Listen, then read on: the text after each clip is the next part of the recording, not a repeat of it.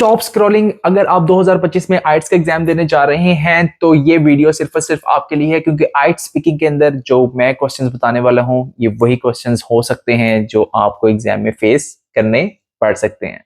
आने वाले कुछ मिनट्स में मैं आपको बताऊंगा band 9 sample answers, real cue cards और वो स्ट्रेटजीज विच एग्जामिनर्स लव। और रुको रुको रुको, यहीं पे बात खत्म नहीं होती। मैं आपको इस वीडियो के आखिर में ऐसा एक 3 वर्ड फॉर्मूला देने जा रहा हूं जो इंस्टेंटली आपकी स्पीकिंग को अपग्रेड कर देगा यहां से यहां तक और आपके बैंड स्कोर को यहां से यहां तक। तो क्या वेट कर रहे हो? लाइक करो वीडियो को, चैनल को सब्सक्राइब करो, बेल आइकन दबाओ और शेयर करो उन फ्रेंड्स के साथ who are going to take the IELTS exam very soon. So पहले इंट्रो हो जाए। बिस्मिल्लाहिर्रहमानिर्रहीम, अस्सलाम वालेकुम guys, welcome to IELTS maximum by Hamza, your go to place to unlock your success. सबसे पहले आपके लिए जरूरी है ये जानना कि स्पीकिंग के ट्रेंड्स क्या चल रहे हैं। वो बहुत जरूरी है 2025 के अंदर। ये चीज आपको हेल्प आउट करेगी वो एग्जैक्ट वो चीज अपने अंदर लाने के लिए जो एग्जामिनर्स आपके अंदर देखने चाह रहे हैं। और 2025 के ट्रेंड्स के मुताबिक थाउजेंड्स ऑफ कैंडिडेट्स को इंटरव्यू करने के बाद, उनका फीडबैक लेने के बाद एक चीज को मैंने जाना है, वो ये है कि एग्जामिनर्स इस दौरान, इस ईयर में are focusing more on fluency and spontaneity rather than a memorised answer. It is very important to know about this thing कि अगर आप सिंपल वर्ड्स में भी इंग्लिश बोल रहे हैं but you are sounding natural and confident, then no one can stop you from achieving a higher band in IELTS speaking। दूसरा जो सबसे बड़ा ट्रेंड सामने आ रहा है वो ये है कि अब आपको क्वेश्चंस ऐसे नहीं पूछे जाते कि describe a museum, rather than आपसे ये पूछा जाता है कि describe a habit which has improved your life.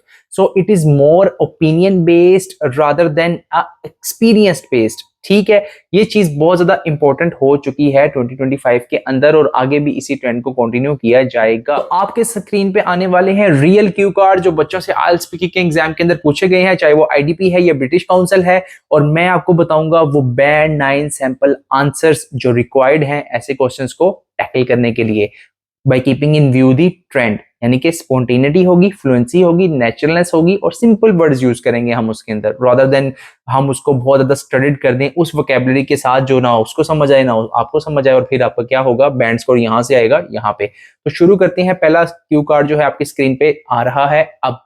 Describe a hobby that helps you relax. तो इसका बैंड 9 सैंपल आंसर क्या हो सकता है, मैंने जो लिखा आपके लिए वो आपको बताता हूँ। Well, one activity that really helps me unwind is sketching.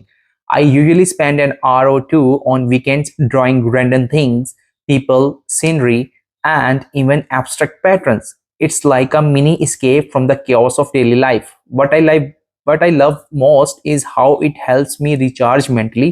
After drawing, I feel more focused and creative. Honestly, it's not about talent, it's about giving my mind a break. तो आप इस चीज के अंदर जरा नोट करें, जो tip है आप लोगों के लिए। मैंने इसके अंदर use of emotional words like escape, recharge and chaos use किया है। एग्जामिनर्स लव इमोशनल वोकैबुलरी, ठीक है। It sounds natural and expressive. तो आपने देखा है इस वाले क्यू कार्ड के अंदर we have used the simple words और ये बैंड 9 वर्दी आंसर है अगर आप इसको यूज करते हैं। दूसरा क्यू कार्ड आपके लिए आ रहा है और वो ये है कि describe a person you recently met who inspired you. The band 9 sample answer for this question is recently I met a teacher at a seminar who completely changed how I see learning. She had this incredible energy. She made even complex topics sound exciting. What inspired me most was her dedication. Despite having limited resources, she constantly looked for new ways to help her students grow. That level of passion really stuck with me. तो इसमें जो tip है आपके लिए वो क्या है कि मैंने एक स्टोरी टेलिंग की है, मेंशन किया है, मैंने इमोशंस को, बिहेवियर को डिस्क्राइब किया है और उसका जो इम्पैक्ट हुआ मुझ पे मैंने वो बताया है। That is what examiners called lexical richness, which is one of the criteria जो आपके ऊपर इस्तेमाल होता है आपकी ग्रेडिंग करने के लिए कि आप किस बैंड में फॉल करेंगे आइट्स स्पीकिंग के अंदर। It is one of that 5 criteria. पिछले भी मैंने मेंशन किए, मैं वीडियोस में जाके देख लो कि कौन कौन से क्राइटेरिया के ऊपर आप जज होते हैं आइट्स स्पीकिंग के अंदर। तीसरा क्यू कार्ड मैं आपके लिए जो लेके आया हूं वो है कि describe a change you made that improved your health. Band 9 sample answer is a few months ago I started walking 10,000 steps every day. Just a simple change, but it transformed my routine. I stopped using elevators, walked to nearby shops, and listened to podcasts while walking. Surprisingly, my stress levels dropped. and my sleep improved too.